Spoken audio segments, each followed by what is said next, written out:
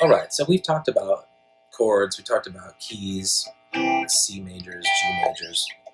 Those are all great and they're useful and they're going to give you a lot of mileage in learning songs, playing with other people.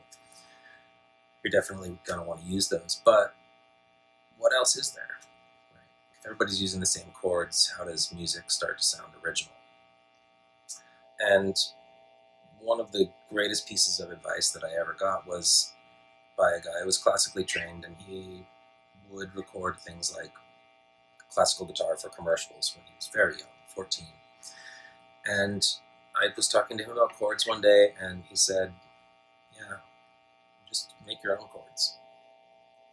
Which, of course, for him was really easy to do. But for me, it took a little bit of time to figure out what did he mean by that. So I experimented, and I encourage you to do the same, and come up with chords or chord shapes based on what your ear likes rather than what's in a book or even what I'm telling you to play. Sure, this is great, that's a G, this is a C, that's a D, awesome. But what can you create that sounds good to you and uses 3 or more tones? So here's a chord that I stumbled across when I was writing a song in Portland, Oregon that is not something that you're going to find on a website or a book anywhere, barring my pinky across the top 3 strings here in the fashion of a C minor, adding this G tone,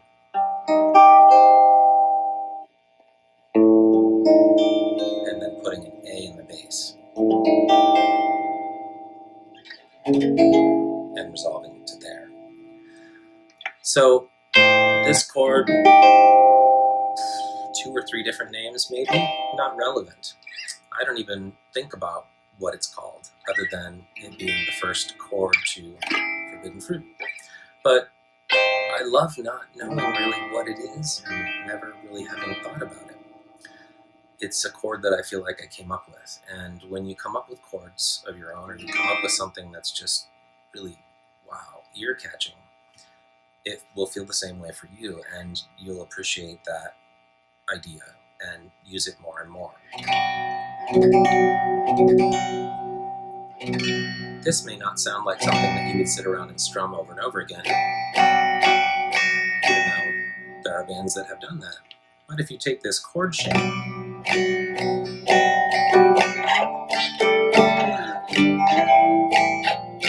move it around, you start to get some interesting sounds.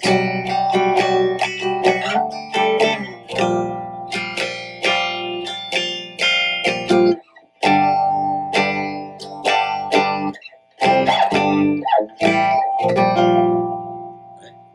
So finding shapes like this that you like on the guitar and make sounds that you like, stacking the notes in the way that you like them, and finding cool things that the guitar does and other instruments kind of don't, is a great space for you to go off and make your own chords in the standard tuning that guitar's in.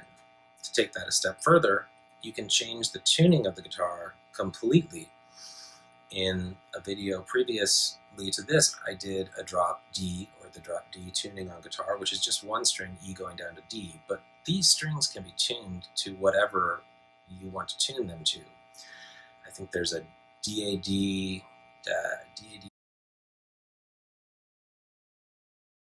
I don't use them. I like the chords that are on the guitar. I like to use those and make up my own in this tuning. But I have toyed around with it, and you can come up with some really unique things that you wouldn't have thought of otherwise, chordally, if the strings are tuned in a way that your hands are just not going to be able to play the chords that you know. So you'll play something different, and you'll get something different. Alternate tunings on guitar, there are tons of them. You can search that term, and you'll get mostly correct information. You can't really screw up what the tuning of an instrument is. There are a lot of popular ones. The top 10 probably will be plenty for you. You can also make up your own tuning.